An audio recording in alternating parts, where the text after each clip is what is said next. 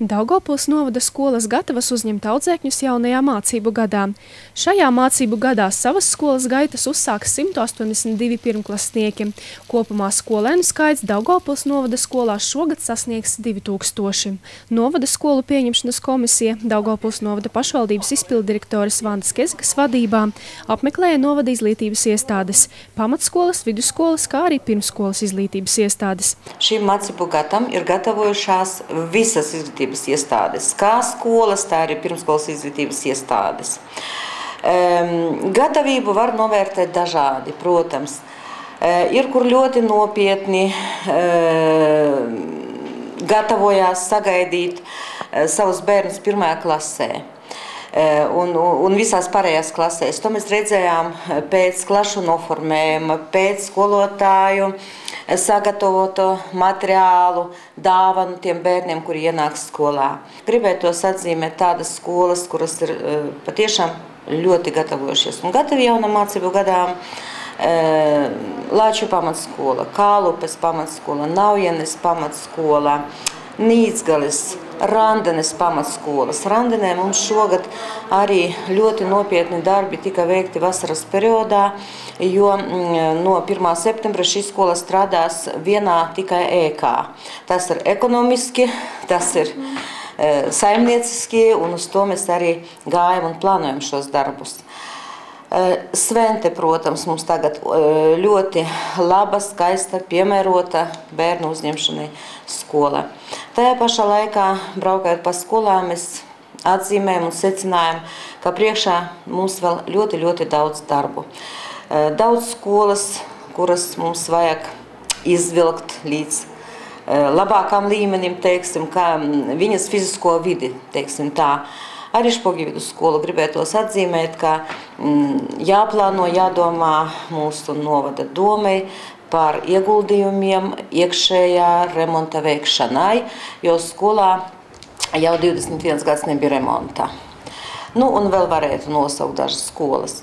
Bet tā vai tā ka visas skolas ir saglabātas, un tā, ka ir situācija izveidojusies novada tāda, ka būs apvienotas klases, būs priekšmetu apvienošana.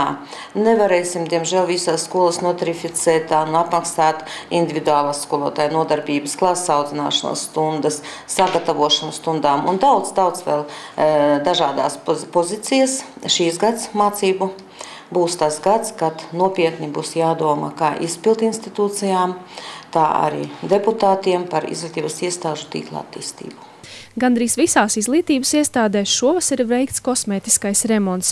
Skolu telpas sakārtotas atbilstoši skolas audzēkņu vajadzībām, iegādāti jauni mācību līdzekļi un mācību procesam nepieciešamās iekārtas. Vērienīgas renovācijas vēl joprojām notiek Silnes pamatskolā un Naujenes pirmskolas izglītības iestādē. Šajās ēkās turpinās energoefektivitātes paaugstināšanas projektu īstenošana. Tiek veikta abu ēku logu un jumta maiņa, pagrabstāvu seguma maiņa un fasādes siltināšana. Daudzās skolās ir noslēgušies tā saucamie dabas zinību kabinetu modernizācijas projekti. Mūsdienīgiem un moderniem mācību līdzekļiem un tehnoloģijām Daugavpils novadā jaunajam mācību gadam tika aprīkotas 4 skolas – Špogju, Zemgales, Vabols un Sventes vidusskola. Lielākajā no novada skolām Špogju vidusskolā noris projekta Špogju vidusskolas pielāgošana izglītojumiem ar kustību traucējumiem realizācija, kuras gaitā tiks veikta lifta izbūve bērniem ar kustību traucējumiem, pirmajā stāvā ierīkotas speciālās automātiskās durvis, kā arī katrā stāvā veikta labierīcības telpu pielāgošana bērniem ar kustību traucējumiem. Pateicoties skolu aktīvai iesaistīšanai Eiropas fonda projektos, vairākās skolās īstenoti arī Sorosa fonda projekti. Veicināja un sekmēja šīs projekts šo mazo arī skolu materiālas bāzes pilnveidošana. Iedzīvotāju, pieaugušo piesaisti pie skolām, jo notika ļoti daudz visādu nodarbību, un valodu apmācība, un datoru apmācībā, un daudzās citās jomiņās. Ja. Varējām arī skolēnus iesaistīt projekta ietveros valodu tieši apmācībā papildus. Ļoti labi projekti. Gribu aicināt skolas, un es šodien sanāksmē arī to darīju, aicināju visas skolas rakstīt projektus. Nesanāk no pirmās reizes, no 5. noteikti vinnēs un dabūs atbalstu. No 1. septembra pārmaiņas skārušas Randenes pamatskolu. Šogad visi bērni mācīsies atjaunotajās Randenes bērnu dārza telpās. Kā pastāstīja skolas direktore Lidija Peipiņa, skola šādām pārmaiņām ir gatava.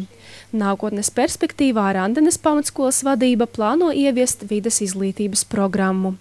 Ievērojams bērnu skaits papildinās Nīdzgalis pagasta pirmsskolas izglītības iestādi. Tajā šogad būs par 11 bērniem vairāk. Līdz 1. septembrim tiks atrisināts trūkstošo gultas vietu iegādes jautājums. Tuvākajā laikā tiks meklēti līdzekļi bērnu dārza telpu renovācijai. Skolu pieņemšanas komisija lūdz skolu vadībai līdz oktobrim izvērtēt savu skolu darbības nozīmību un izstrādāt savas skolas attīstības programmu ar mērķi paaugstināt kopējo izglītības līmeni.